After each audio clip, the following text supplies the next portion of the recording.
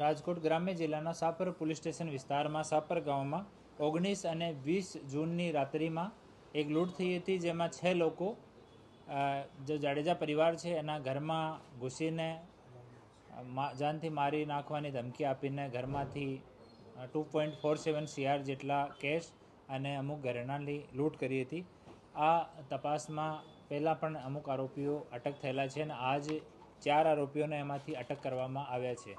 આ પૂરો ઘટનાક્રમ જો છે वो આ મુજબ છે કે એક બહાદુર નજરુભાઈ બબેરિયા, રહેવાસી રાણાપુર, झांबुआ, मध्य प्रदेश, આ 6 વર્ષ પહેલાં જો અરજદાર છે જીતેન્દ્રસિંહ જાડેજા, એની વાડીમાં એનો એક પરમાનન્ટ ભાગ્યા છે પ્રવીણભાઈ પટેલ. પ્રવીણભાઈ પટેલના ફાધર અને ગ્રાન્ડફાધર એ પણ આ જીતેન્દ્રસિંહ જાડેજાના પરિવારના ભાગ્યા હતા, પરમાનન્ટ એની સાથે ખેતીમાં કામ કરે છે. તો પ્રવીણભાઈ આ બહાદુરને પેટા ભાગ્યા તરીકે રાખ્યા હતા. તો 1 વર્ષ સુધી આ બહાદુર અહીંયા કામ કર્યો. પછી અહીંયાથી બહાદુર મધ્યપ્રદેશ જતો રહ્યો.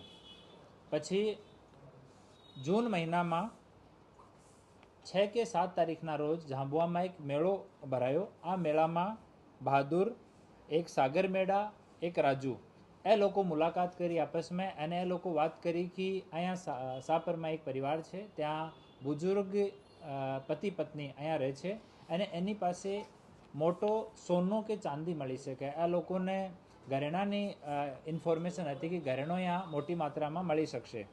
પછી એ લોકો આ વાત જો છે નિલેશ અને પપ્પુ મચ્છાર સાથે કરી.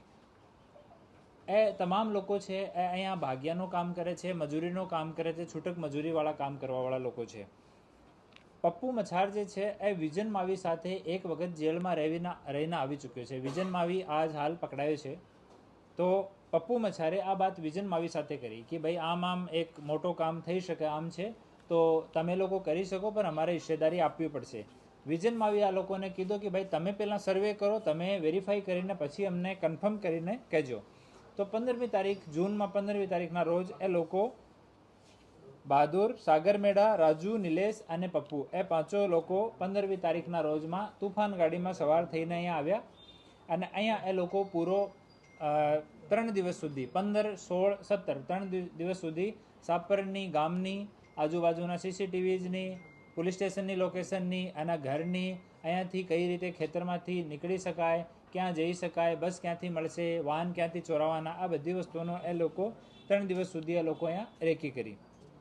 રેકી કર્યા પછી 16 તારીખના રોજ એ લોકો કન્ફર્મ થઈ ગયા. તો પપ્પુ મચ્છારે વિજન માવીને રિપોર્ટ કરી દીધો કે ભાઈ અહીંયા બધું ક્લિયર છે અને અમે કન્ફર્મ છીએ કે અહીંયા મોટો માલ મળશે, તો તમે લોકો ત્યાંથી આવી શકો છો.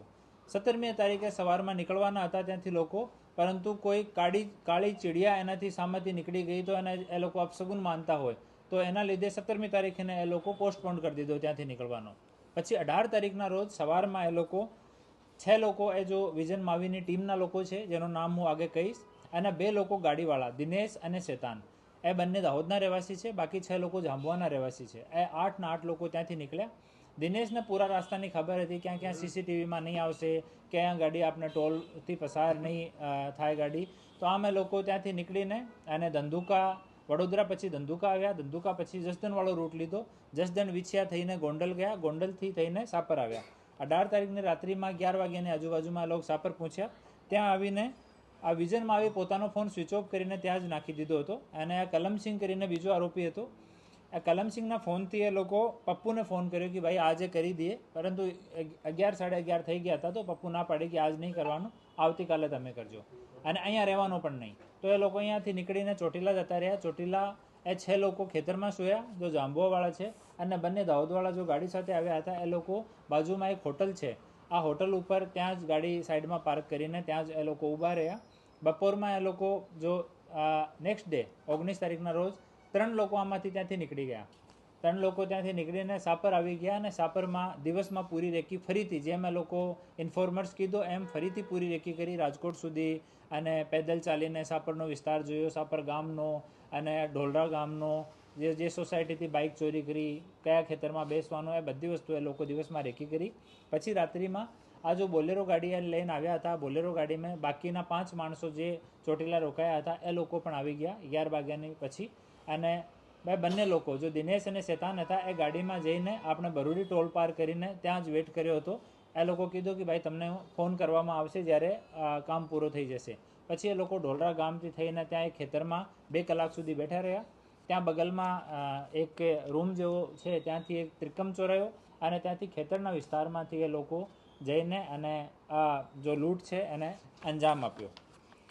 અંજામ આપ્યા પછી એ લોકો અહીંયાથી બહાર નીકળીને ઢોલરા ગામની બાજુમાં જે સોસાયટી છે ત્યાંથી 3 બાઇકો ચોરાઈ. 3 બાઇકોમાંથી એક બાઇક ત્યાં જ એ લોકો ડ્રોપ કરી દીધી, કેમ કે બનસિંહ અને એનો ભાઈ બંને 2 લોકો આ લૂંટમાં સામેલ હતા. તો આ બંનેને એવો આશંકા હતી કે 3 બાઇક પર અમે બે બેસવો પડશે, તો એક બાઇકવાળા કંઈ પૈસા વૈસા લઈને જતા નહીં રહે. તો એના માટે ફોર્સ કરીને એક બાઇક ત્યાં જ ઊભી કરાવીને 3 લોકો 2 બાઇક ઉપર બેસીને અને જે રૂટ એ લોકો નક્કી કર્યો હતો ત્યાંથી થઈને આપણે એરપોર્ટની બાજુમાં આરકે ઇન્ડસ્ટ્રીઝ છે ત્યાં જઈને આ બાઇક્સને પાર્ક કરી અને ત્યાં જઈને એ લોકો સેમ જો કલમસિંહનો ફોન હતો એનાથી આ દિનેશને ફોન કરવામાં આવ્યો. દિનેશ અને શેતાન ઓલરેડી બોલેરો ગાડીમાં આ લોકોનો વેટ કરતા હતા. એ લોકો અહીંયાથી નીકળીને ગયા અને ત્યાંથી બેસાડીને બધા લોકો અને સીધા એમપી ગયા. એમપીમાં જઈને એ લોકો ત્યાં ભાગ બટવારા કર્યા. હાલ આમાં જો વિજન માવી અટક થયો છે, એના ઉપર ઓલરેડી 2 ગુના દાખલ છે. મધ્યપ્રદેશનો રહેવાસી છે અને આ મૂળ ચોરી કરવાવાળામાં હતો, મૂળ લૂંટ કરવાવાળા હતો, ઘરમાં ઘૂસ્યો હતો. અને આ વિજન માવી જો બુઝુર્ગ માણસ ત્યાં છે એને ધક્કો મારીને એની છાતી પર બેસી ગયો હતો, એને સાથે મારકૂટ કરી હતી અને મારવાની ધમકી આપી હતી. બીજા જો આજ અટક થયા છે ઓ રામેશ્વર ઉર્ફે પપ્પુ છે, એના ઉપર ઓલરેડી 7 ગુના છે. ત્રીજો રાજુ કલમસિંહ બાબોર છે.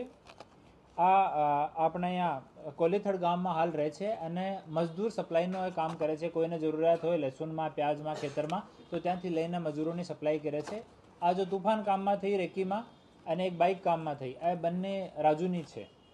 સાગરભાઈ ઉર્ફે સાગરિયા ચોથો આરોપી છે. આ એક એના ઉપર ગુના છે. તો એ 4 લોકો હાલ પકડાયા છે. આમાંથી 3 લોકો બાતમીદાર છે અને એક માણસ જો છે વિજન માવી આ એકચ્યુઅલ લૂંટ કરવાવાળી પાર્ટીમાં હતો. અગાઉ એનાથી આ બનસિંહ, શેતાન અને દિનેશ એ 3 આરોપીઓ પહેલાં પકડાયા હતા અને હાલ જો પકડવા ઉપર બાકી છે. આમાંથી કલમસિંહ બાકી છે, એના ઉપર 2 ગુના છે. કરણસિંહ ઉર્ફે મડિયા બાકી છે. મોહબ્બતસિંહ ટાંડા ધારનો રહેવાસી છે, એના ઉપર 22 ગુના છે, આ પકડવાનો બાકી છે. આલમસિંહ ઉર્ફે સુલસુલા આ ટાંડા ધારનો રહેવાસી છે, એના ઉપર 16 ગુના દાખલ છે. અને બહાદુર અને નિલેશ જો રેકી પાર્ટીમાં હતા એ 2 લોકો બાકી છે. તો આમ એટલા આરોપી હાલ પકડવાના બાકી છે. એ લોકો રાત્રિમાં અમારી એલસીબીની ટીમને ઇન્ફોર્મેશન મળી કે જે જગ્યા રાજુ કોળીથડમાં રહે છે ત્યાં આ વિજન માવી આ ઇન્ફોર્મર્સ માટે અમુક પૈસા લઈને આવવાનો છે અને ત્યાં લોકો ડિસ્ટ્રીબ્યુશન કરવાના છે. તો આ બાતમી ઉપર એએસપી નવીન રેપુડી જસદન અને એલસીબીની ટીમ અને લોકલ ટીમ જો છે એ ત્યાં પહોંચ્યા અને આ લોકો પાસેથી 12.5 લાખ જેટલો કેસ સામાન બરામદ થયો અને એક તુફાન ગાડી અને એક મોટરસાઇકલ આમાં બરામદ થઈ.